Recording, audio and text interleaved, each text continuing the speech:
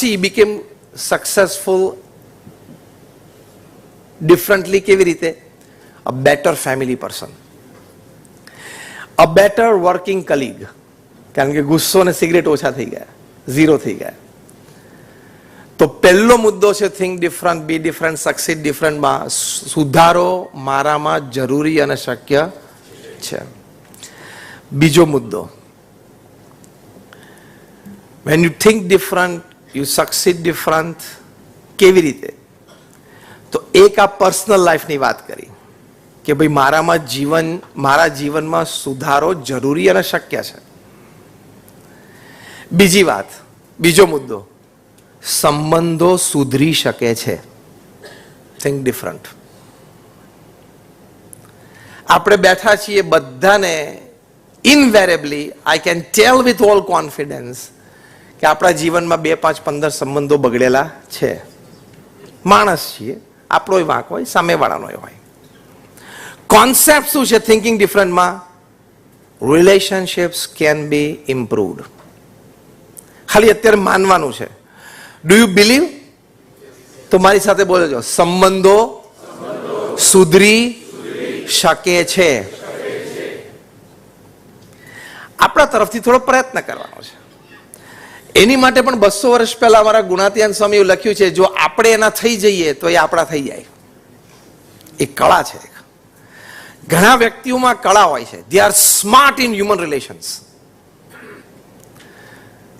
જ્યાં બોલવાનું હોય ત્યાં બોલી લે, જ્યાં શાંત રહેવાનું ત્યાં શાંત રહી દે, જ્યાં નીચી નજર રાખીને સ્વીકારી લેવાનું ત્યાં નીચી નજર રાખીને સ્વીકારી લે, અને છતાં બીજા રૂટ ઉપરથી સોફ્ટલી પોતાનું મન ધાર્યું પણ કરાવી શકે.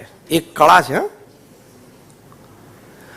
એ વ્યક્તિને કોઈ ગાળ દે તો ગાળ સાંભળતી વખતે પણ હસી લેવું એક કળા છે. અને ગાળનો પણ જો ઉપયોગ કરવો એ તો બહુ મોટી કળા છે. આપણા દેશના જે સર્વોચ્ચ વ્યક્તિ છે ને એની પાસે આ કળા છે.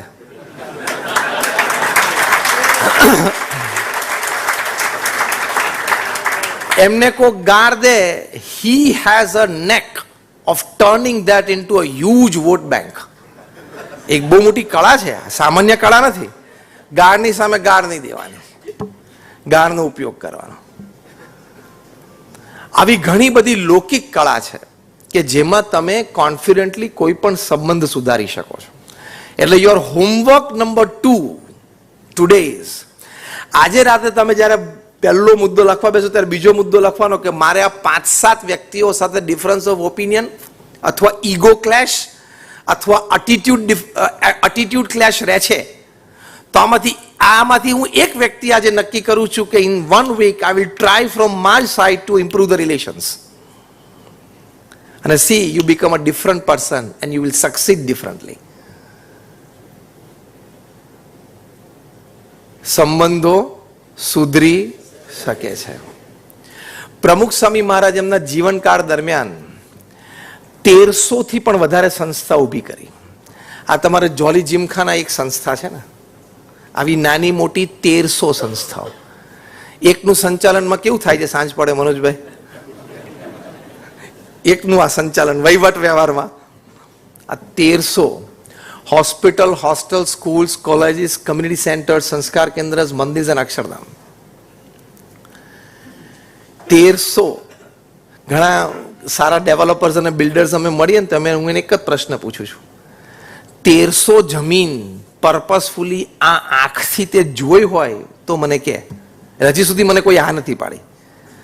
કાં તો એમ પૂછ્યું, ગમે તેવા મોટા બિલ્ડર અને ડેવલપર હોય 1300 જમીન ઉપર પર્પસફુલી પગ મૂક્યો હોય, ફરવા ગયા હોય, ગાર્ડનમાં વોક લેવા ગયા હોય, એવું નહીં કે ભાઈ આનું કંઈક હોય તો જુઓ ને, કંઈક હોય તો કંઈક કરીએ, વિચારીએ, એમ એવા પર્પસથી.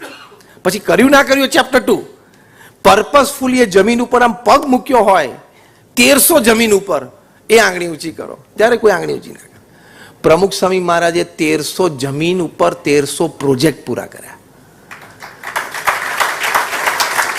અને એ પણ નોન રેસિડેન્શિયલ, નોન કમર્શિયલ. બાંધીને વેચવાના નહોતા, non residential, non commercial project. એટલે ગિનીસ બુક ઓફ વર્લ્ડ રેકોર્ડ્સે લખ્યું છે કે Pramukh Swami Maharaj is the master builder of the 20th century. એટલે તમે બિલ્ડર કહેવાઓ નહીં, માસ્ટર બિલ્ડર. આ હું બેકગ્રાઉન્ડ એટલા માટે આપું છું સમજજો, આ બેકગ્રાઉન્ડ હું એટલા માટે આપું છું કે 1300 પ્રોજેક્ટ કર્યા હોય એટલે કેટલી વ્યક્તિઓ સાથે વહીવટ વ્યવહાર કર્યો હોય, કેટલી વ્યક્તિઓ સાથે મિટિંગો કરી હોય. પ્રમુખ સ્વામી મહારાજ એમના જીવનમાં 100 કરતાં વધારે આર્કિટેક્ટ સાથે પ્લાન ડિસ્કસ કરેલા છે.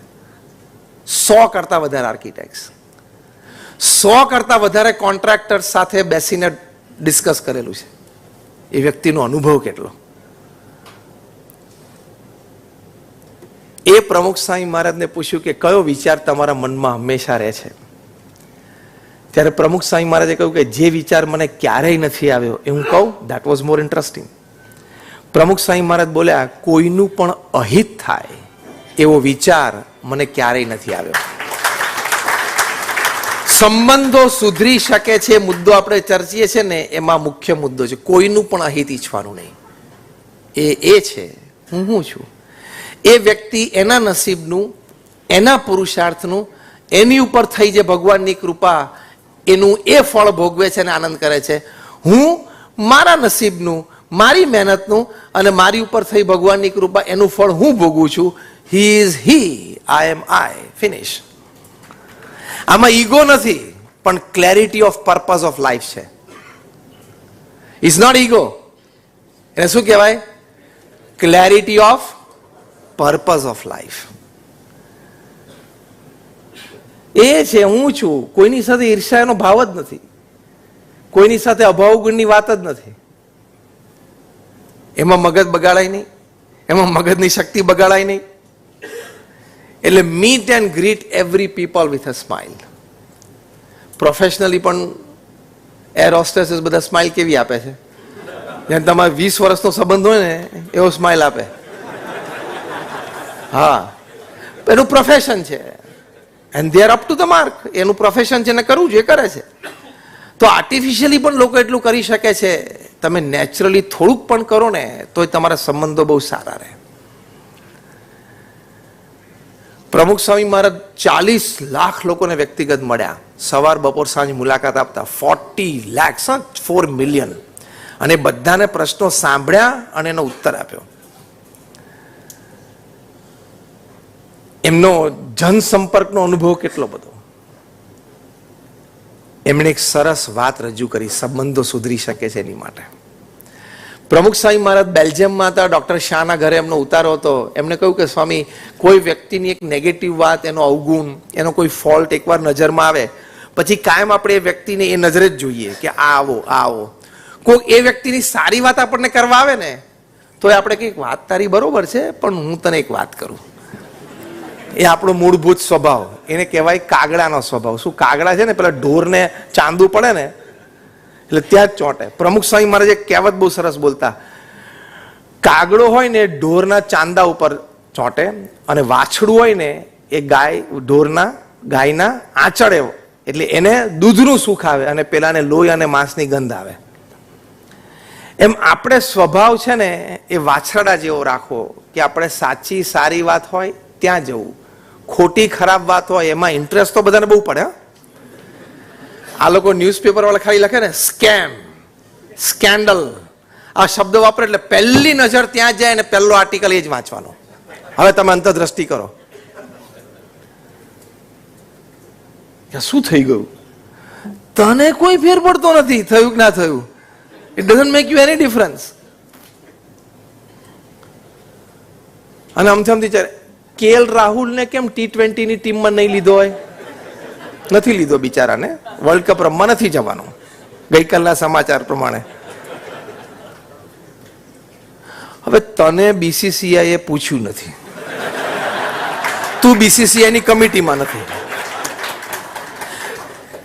અને આની ચર્ચા તું ઓફિસમાં બપોરે ટી ટાઈમ વખતે 2:30 વાગે તું 10-15 મિનિટ કરી. You are wasting your time, you are wasting your energy, you are even wasting your personality and character in the hearts and minds of people.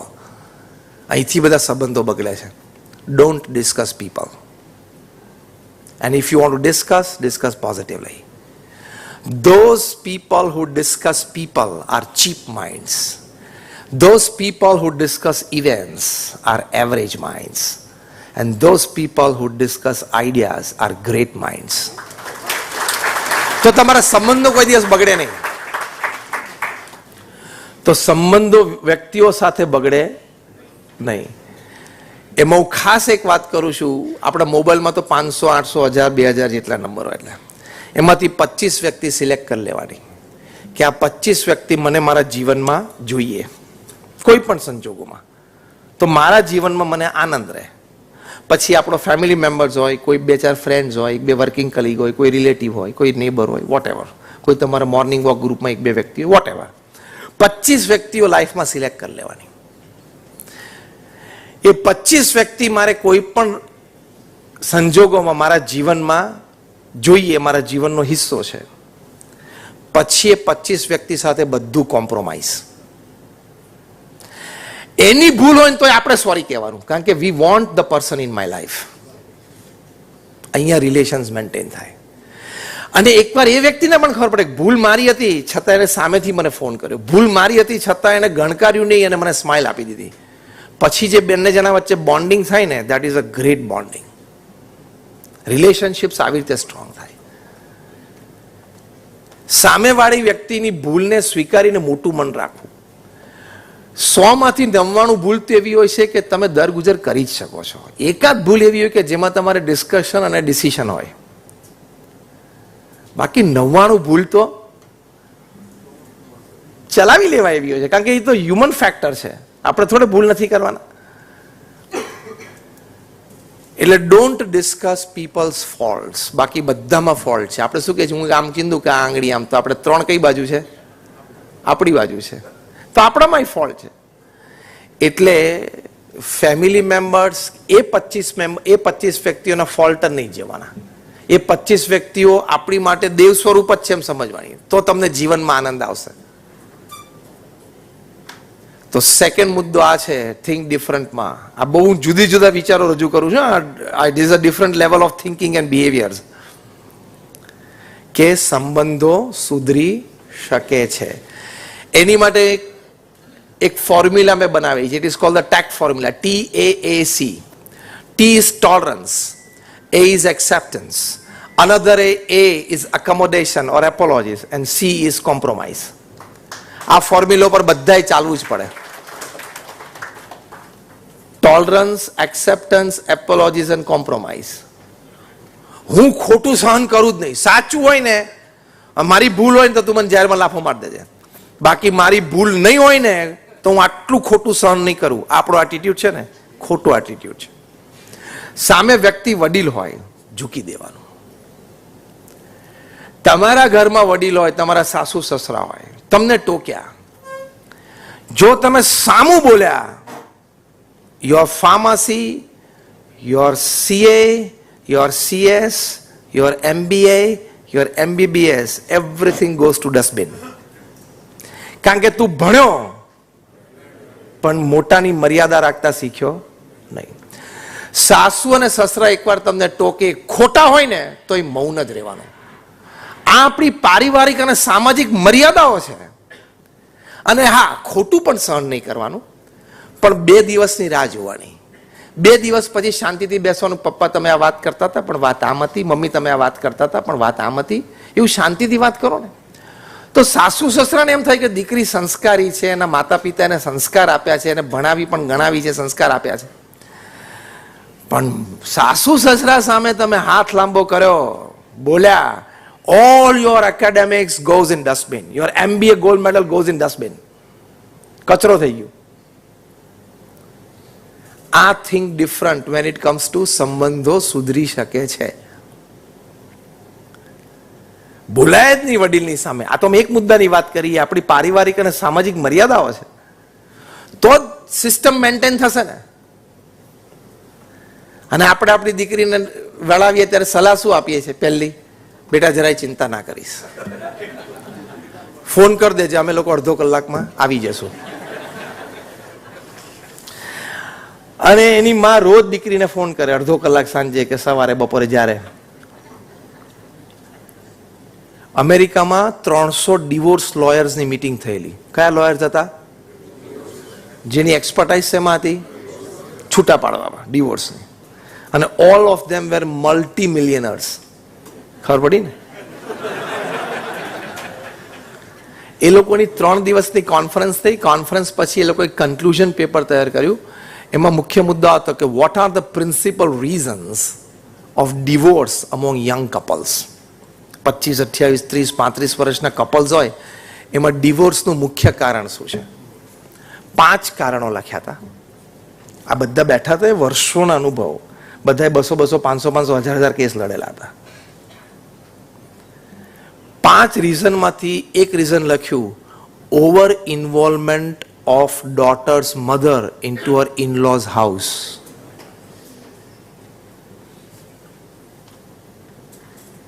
બધા સ્તબ્ધ થઈ ગયા. જો પિન ડ્રોપ સાયલેન્સ આવી ગયા. હતા રોજ કરીએ જ છે, આ જ કરીએ છીએ. વન ઓફ ધ, કારણ કે ત્યાં પછી શંકા કુશંકાઓ શરૂ થાય છે. અને તમે આમે રોજ અડધો કલાક કોઈ એક વ્યક્તિ સાથે વાત કરવાનો પ્રયત્ન કરો. અઠવાડિયા આજ સાંજથી શરૂ કરો, કોઈ એક વ્યક્તિ સાથે, કોઈ તમે ચૂઝ કરો, એની સાથે રોજ મારે અડધો કલાક વાતો કરવી. તો કરો શું એમ કહું છું. 15 મિનિટ પછી મેટર જ નથી કઈ. રોજ અડધો કલાક વાત કરો. તમારી દીકરીને સાસરે મોકલ્યા પછી શું? થેપલા કર્યા, રોટલી કરી, ભાખરી કરી, જે કર્યું ખાઈ લેશે. દીકરીને જ સલાહ આપવાની, બેટા હવે તારું એ ઘર છે, મહિને 2 મહિને એવી તારી કોઈ ઈચ્છા હોય તો તું ફોન ઉપર વાત કરજે, અમે રાજી છીએ. તું ત્યાં બરોબર રહે, એમાં તારી શોભા, એ ઘરની શોભા ને અમારા ઘરની શોભા છે. 6-8 મહિને, વર્ષે ક્યાંક મળવાનું થશે તો મળી લેશું. બાકી બેટા હવે તારું ઘર છે, તારે ત્યાં શોભાવાનું. તારે કંઈક જરૂર હોય તો પ્રેમથી કહેજે, પણ અમારા તરફથી બહુ અપેક્ષા તારે હવે રાખવાની નહીં. તારે ટાઈમ, એનર્જી, રિસોર્સિસ એ ઘરમાં જ આપવાના. અને પ્રેક્ટિકલ સલાહ, જો થિંક ડિફરન્ટ. પ્રમુખ સ્વામી મહારાજ બહુ સરસ શીખવાડતા. પ્રમુખ સ્વામી મહારાજ એક જણે કીધું, મારી બંને દીકરીઓના લગ્ન એક માંડવે લીધા છે અને આ 2 કંકોત્રીઓ છે. પ્રમુખ સ્વામી મહારાજે પુષ્પ મૂકીને પ્રસાદીભૂત કરી આપી. પછી પ્રમુખ સ્વામી મહારાજને સલાહ આપી, તમારી દીકરીને કહેજો કે 2 વર્ષ સુધી સાસરે જઈને મૌન રહે. એટલે કે કોઈ સજેશન ના કરે. જે સિસ્ટમ ચાલતી હોય ને, સિસ્ટમમાં પહેલા ફિટ થાય. See, this is thinking different to maintain good relationships. પ્રમુખ સ્વામી મહારાજ બીજું બોલે, કારણ કે એમને તો આટલા અનુભવ, 7.5 લાખ પત્રોને એમને લેખિત જવાબ આપ્યા છે.